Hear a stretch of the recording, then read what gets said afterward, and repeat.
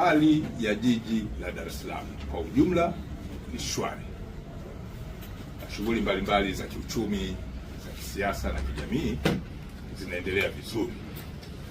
Lakini mkazo wetu mkubwa sisi polisi kanda maalum ya Dar es Salaam ni watu kufuata sheria na kuitunza amani ya nchi hii. Napenda niwakumbushe, hivi karibuni tarehe 16 Mei mwaka huu wa 2026, Jeshi la Polisi kanda maalum ya Dar es Salaam liliwaarifu kufanya uchunguzi wa kina juu ya mauaji ya mtu aliyefahamika kwa jina la Baozan Lee, ambaye huyu alikuwa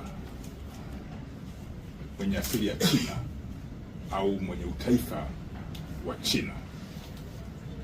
Mtu huyu alikuwa ni mmiliki wa kiwanda cha kuchakata chupa ambacho kilifahamika kwa jina la Zing-Li, ambacho kiko eneo la Mabibo, Ubungo, Dar es Salaam.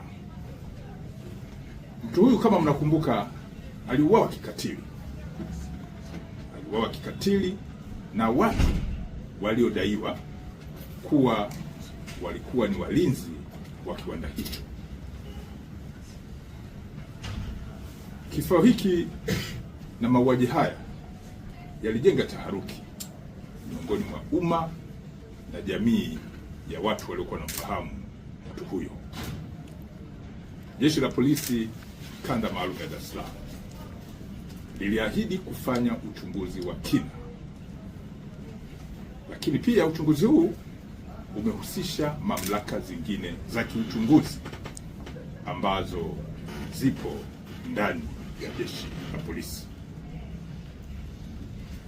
Ufuatiliaji umefanyika na Jeshi la Polisi limefanikiwa kuwakamata watuhumiwa 4 katika maeneo tofauti kuhusiana na tukio hili la mauaji.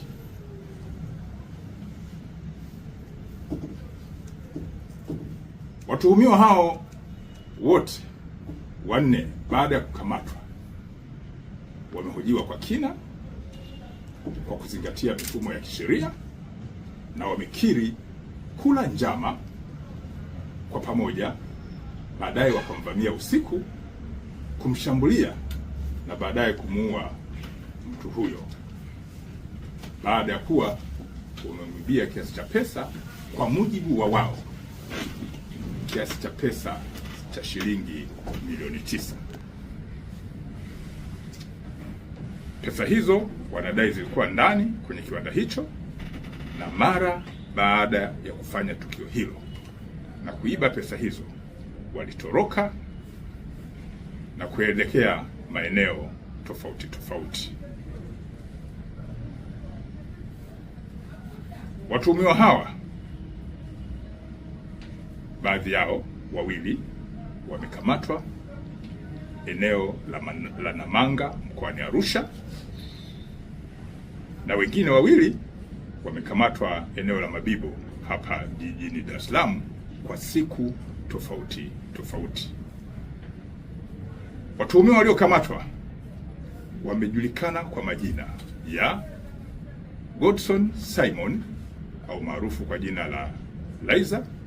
Huyu ana miaka 25, ni mkazi wa eneo linaloitwa Okolili, Siha, mkoani Kilimanjaro. Mtu mwingine aliyekamatwa ni Elisha Saitoti maarufu kama Lukmai. Huyu ana umri wa miaka 24 na ni mkazi wa eneo linaloitwa Mkonde, Handeni, mkoani Tanga.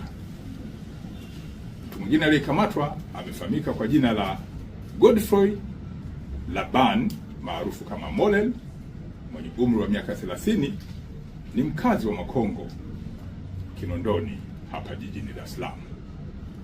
Mtu wa mwisho aliyekamatwa amefahamika kwa jina la Godson Pinel maarufu kama Isika, mwenye umri wa miaka 24, naye ni mkazi wa Kigamboni jijini Dar es Salaam.